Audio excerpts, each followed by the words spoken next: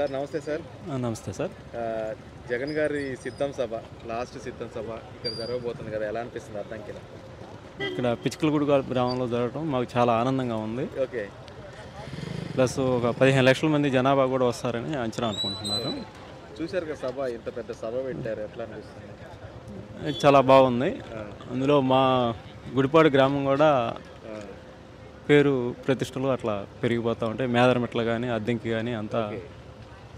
అంటే ఇప్పుడు రేపు సారు మేనిఫెస్టో కూడా రిలీజ్ చేస్తారన్నారు కదా, ఎలా ఉండబోతుంది అనుకుంటున్నారు? అందరు రైతులకు కానీ ప్రతి వాళ్ళకి అందరికీ అవాతాతలకు కానీ రైతులకి ప్లస్ పిల్లలకి అందరికీ మెచ్చే పథకాలే ఉంటాయని మేము అనుకుంటున్నాం. ఇప్పుడు జగన్ గారి పరిపాలన ఎలా ఉంది? జగన్ గారు సింగిల్గా వస్తున్నారు, ఇప్పుడు రీసెంట్గా బీజేపీ కూడా పొత్తుతో వస్తుంది, ఎలా అనిపిస్తుంది? అంటే జగన్ గారు ఎదుర్కోగలరంటారా? పక్కాగా ఎదుర్కొంటారు, దానికేం డౌట్ ఏం లేదు. దాంట్లో అయితే కంపల్సరీగా సింహం సింగిల్గానే వస్తుంది, దానికి ఎలాంటి ప్రాబ్లం ఏం లేదు. కంపల్సరీగా గెలుస్తాడు. ఎంతమంది కలిసి వచ్చినా కానీ, కాంగ్రెస్ కానీ వేరే అమిత్ షా ఎవరు కలిసి వచ్చినా కానీ కంపల్సరీగా జగనే వస్తాడు ఈసారి ఖచ్చితంగా.